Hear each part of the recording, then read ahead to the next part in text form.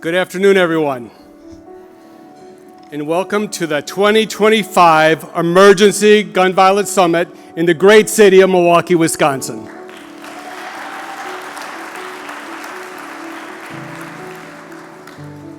Let me just begin by doing a level set.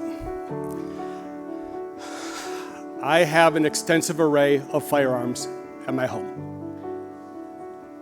I enjoy them. I grew up hunting with my father and my brother. Some of the fondest memories I have are sitting in the deer blind with them. I have those pictures hanging up on my wall. It's part of our family. It's part of our heritage, our tradition, one that I passed along to my sons. So let me just say, for those folks who are saying we're trying to take firearms away from legal owners, that's gibberish. Those statements are false and they're disingenuous. We are here defending our freedom to be safe, to live, and to lawfully own firearms per the Constitution of the United States. I've been asked a lot today what started this whole movement. Why is there an 80% coalition? Why is there an emergency gun violence summit? For me, it happened in 2019 when across the wire, I saw that a gentleman had intentionally, at a garlic festival in Gilroy, California, aimed a rifle at a 6-year-old and pulled the trigger. He then proceeded to do the same with 13 others. A few days later, I'm watching the news, and there's this horrific story coming out of El Paso, Texas, at a Walmart, that a gentleman had driven half the length of Texas to go and hunt Mexicans. And among the dozens that were shot and killed and wounded, there was one story that hit me in particular, the Chando family. Young man and woman, married, carrying their baby, preparing for the barbecue that afternoon. They were going to have their friends and family over. They went to go buy a new charcoal grill at the Walmart when the gunman entered the store. They saw him, they heard the fire. The mother instinctively turned her back to the gunman, shielding the baby.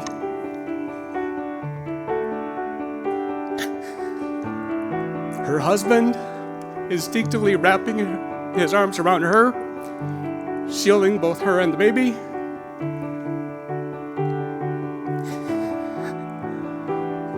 And both parents were killed by the same bullet.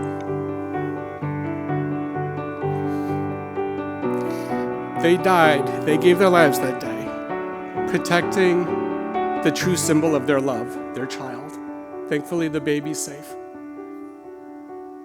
But going to a store to buy a barbecue grill to host your family should not be a life-ending event for anyone. A few days later, there's a mass shooting in Pittsburgh at the Tree of Life Synagogue. More lives taken.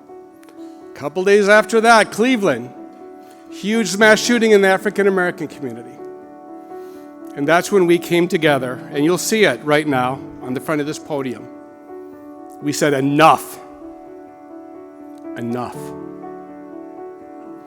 We held a vigil, and Bishop Erickson, you were there, and so many others that I see in the crowd where there was a day, and we prayed. And afterwards, we said, we've been praying on this for a long time. Doesn't our faith compel us to do something about it? Doesn't our faith tell us we need to act in advance so that this tragedy doesn't happen again and again? So we said, let's form a coalition. Nonprofits, businesses, healthcare providers, faith-based organizations. We said, what do we want to call it? And you heard from the gentleman earlier here, Charles Franklin, the Marquette Law School poll. He just issued a paper that found that 80% of all Wisconsinites, 80%, Republican, Democrat, gun owner, non-gun owner, agreed that a violent convicted felon shouldn't be allowed to go online and buy a firearm. That they agreed that if somebody posed an imminent danger to themselves or others, and if a family member of that individual or a member of law enforcement went to a judge and said, this is a credible threat, we believe that this person is an imminent danger to themselves and to others, Judge, we'd like you to look at this, and if you agree, temporarily remove the firearm. So we said, surely, 80% of Wisconsinites want that. Let that be our charge. So we called ourselves the 80% Coalition. And since then, we've been going lobbying on the Hill, here in Madison, holding press conference after press conference. And then a couple years ago, another story broke about a young man who was helping his mom out, went to go and to pick up his brother and sister at a friend's house. And he got the address wrong, knocked on the wrong door, and he was shot. The next day, a gentleman delivering groceries for one of the DoorDash services, he knocked on the door to deliver the groceries, and he was shot. At the house the order came from.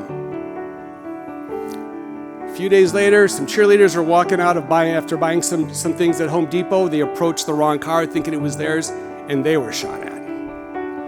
And that's when we said, it's not enough just for us to go to Madison. It's not enough just for us to do these press conferences.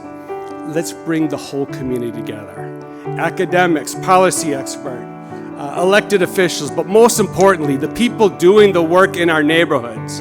Let's bring everyone together to share what we know, to share best practices, to make a difference. And looking at you here today fills my heart, because in a time where so many of us, it's so easy to feel hopeless, to feel cynical, I see a record group of folks who came out to say with us in one voice, enough.